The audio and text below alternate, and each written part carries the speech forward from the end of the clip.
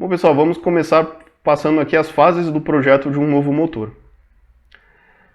Esse gráfico aqui, pessoal, ele traz para vocês o ciclo de desenvolvimento de uma nova aeronave aqui na seção superior do gráfico. E na parte inferior, o ciclo de desenvolvimento de um novo motor. E aqui o eixo X é o tempo, né?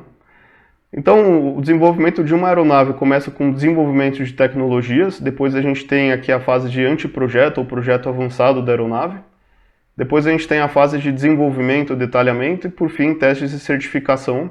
E aqui na estrela amarela a gente tem o nosso Entry into Service, nossa entrada em serviço da nossa nova aeronave. Tipicamente, o ciclo de desenvolvimento completo leva de 5 a 8 anos. E o motor aqui em paralelo, notem como as fases são bem similares, né? Mas o motor ele tem um ciclo de desenvolvimento maior. Então, tipicamente leva de 7 a 15 anos, dependendo muito da inserção tecnológica que a gente vai ter no nosso motor. Então, se a gente quer desenvolver novos componentes, novos compressores, novas turbinas, novos conceitos de engrenamento para o nosso motor, a gente precisa iniciar mais precocemente o desenvolvimento tecnológico para estarmos prontos para, na fase de projeto avançado, interfacear com o fabricante de aeronave. E é aqui nessa interface das duas fases de projeto avançado, a gente faz o dimensionamento da aeronave e do motor, e também a gente levanta os requisitos do motor. Então é aqui que a gente vai estabelecer qual a minha tração de decolagem, qual a minha tração de subida, minha tração de cruzeiro, e isso vai determinar um tipo de motor, uma arquitetura de motor, um tamanho de motor.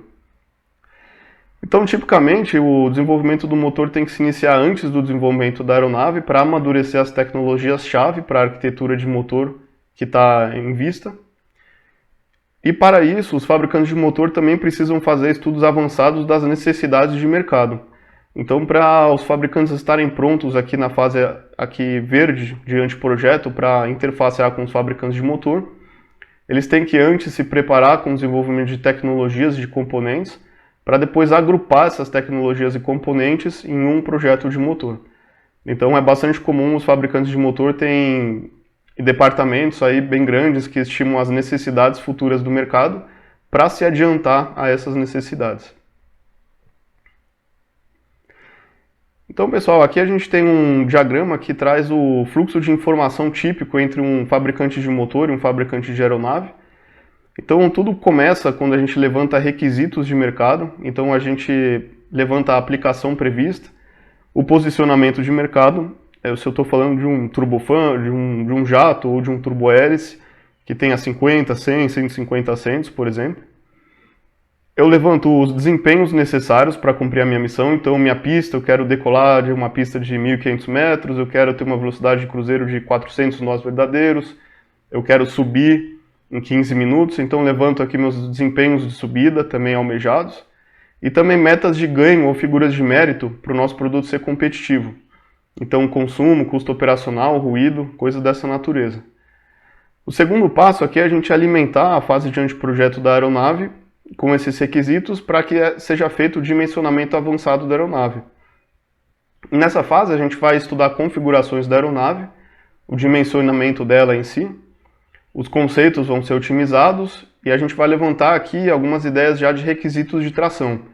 Então eu preciso, para cumprir com esses desempenhos, eu preciso de, por exemplo, 15 mil libras de decolagem, 10 mil libras de subida, 5 mil libras de cruzeiro. E é aqui também a gente afina um pouco melhor essas metas de consumo, peso e volumes e começa uma avaliação de custos.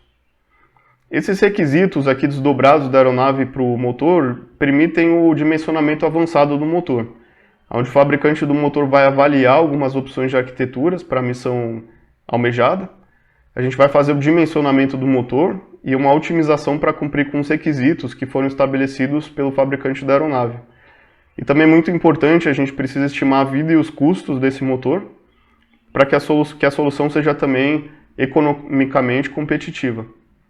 Então, esse fluxo aqui, ele tem feedbacks, né? A gente realimenta aqui o fabricante de motor com o fabricante de aeronave, o fabricante de aeronave os requisitos, e também os fabricantes de motor têm uma visão de mercado que também é realimentada, então esse ciclo roda diversas vezes até a gente chegar numa parceria e num casamento entre o motor e a aeronave. E essa palavra que eu usei, pessoal, é realmente um casamento, né? Então existe até um artigo que o título dele é Se o Motor e a Aeronave vão ter um casamento feliz, porque realmente dá para fazer esse paralelo, né? É um relacionamento de muitas décadas, pelo menos 2 ou 3 décadas as aeronaves vão ficar em serviço.